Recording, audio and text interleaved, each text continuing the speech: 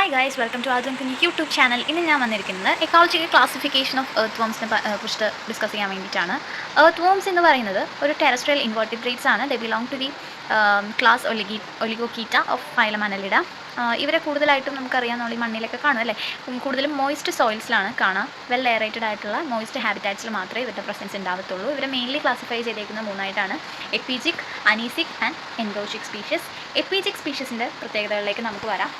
ഇവരെന്ന് പറയുന്നത് little living ഫൈറ്റോഫാഗസ് worms ആണ്. ഫൈറ്റോഫാഗസ് means ഈ ലീവ്സോ അല്ലെങ്കിൽ വേസ്റ്റ്സോ മറ്റൊക്കെ കഴിച്ച് ജീവിക്കുന്ന ടൈപ്പ് ഓഫ് വോംസ് അല്ലെങ്കിൽ എർത്ത് വോംസ് ആണ് എപ്പിജിക്സ് എന്ന് പറയുന്നത്.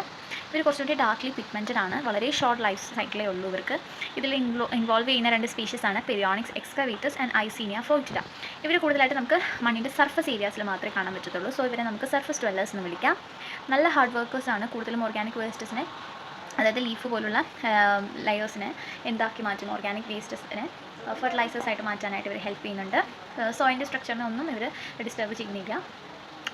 അപ്പോൾ അതൊക്കെയാണ് എപ്പിജിക്സിൻ്റെ പ്രത്യേകത. ഇവർ നമുക്ക് വേർമി കമ്പോസ്റ്റിങ്ങിന് വേണ്ടിയിട്ട് യൂസ് ചെയ്യാനായിട്ട് പറ്റും. കാരണം ഇവർ വേസ്റ്റസിനെ, ഓർഗാനിക് വേസ്റ്റസിനെ വേർമി കമ്പോസ്റ്റ് ആയിട്ടാണ് മാറ്റുന്നത്. ഓക്കെ, ഇനി നെക്സ്റ്റ് ക്ലാസിഫിക്കേഷൻ വരുന്നത് അനീസിക് വെറൈറ്റിയാണ്. അനീസിക്സ് എന്ന് പറഞ്ഞു കഴിഞ്ഞാൽ ജിയോഫൈറ്റോഫാഗസ് ആണ്. That means they can have both soil and plant leaves. Okay, രണ്ടും കഴിക്കുന്നവരാണ് അനീസിക്സ് എന്ന് പറയുന്നത്. ഇവർ കൂടുതലും ബറോയിങ് സ്പീഷീസ് ആണ്. അതായത് ഇങ്ങനെ കുഴികളൊക്കെ ഉണ്ടാക്കി അതിൻ്റെ ഉള്ളിൽ ഇരിക്കുന്നവർ. വെർട്ടിക്കൽ ബറോസ് ആണ് ഇവർ ഉണ്ടാക്കുക. താഴെ ഇങ്ങനെ മേലോട്ട് ആ ഒരു രീതിയിലാണ് ഇവർ ബറോസ് ഉണ്ടാക്കുക. ഡേ ടൈമിൽ കൂടുതലും ബറോയിങ് ഹാബിറ്റാറ്റ് ആണ്. അതായത് ബറോസിലിരിക്കുക, രാത്രി മാത്രം പുറത്തേക്ക് വരാൻ, അങ്ങനെ ലീഫ് ലിറ്റർ കഴിക്കുന്നവരാണ് അനീസിക് വെറൈറ്റി എന്ന് പറയുന്നത്. ഇതിന് എക്സാമ്പിളായിട്ട് വരുന്നത് രണ്ട് സ്പീഷീസാണ്: ലാംബിഡോ മൊറിറ്റി ആൻഡ് ലുംബ്രിക്കസ് റുബെല്ലസ് എന്ന് പറയുന്ന രണ്ടെണ്ണമാണ്. അങ്ങനെ ഇവിടെ എടുത്ത് കാണിച്ചിരിക്കുന്നത്. വേറെയും വെറൈറ്റീസ് ഉണ്ട് കേട്ടോ. Okay, next എൻഡോജിക്സ്.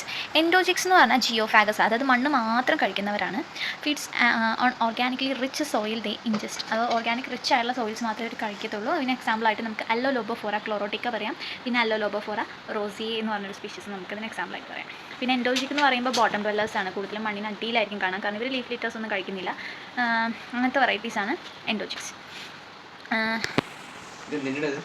ആക്ച്വലി എൻഡോജിക് എന്ന് പറഞ്ഞ വെറൈറ്റി മാത്രം നമുക്ക് വെർമി കമ്പോസ്റ്റിങ്ങിന് യൂസ് ചെയ്യാൻ പറ്റത്തില്ല. കാരണം ഇവർ സോയിൽ കഴിക്കുന്നവർ. നമ്മൾ വെർമി കമ്പോസ്റ്റ് ഉണ്ടാക്കുമ്പോൾ സോയിൽ മൊത്തം മണ്ണിര കഴിച്ച് തീർത്ത് കഴിഞ്ഞാൽ നമുക്ക് വെർമി കമ്പോസ്റ്റ് ഉണ്ടാക്കി ആ വളം ഉണ്ടാക്കിയെടുക്കാൻ പറ്റില്ലല്ലോ. സോ അതുകൊണ്ട് ഇവരെ യൂസ് ചെയ്യത്തില്ല.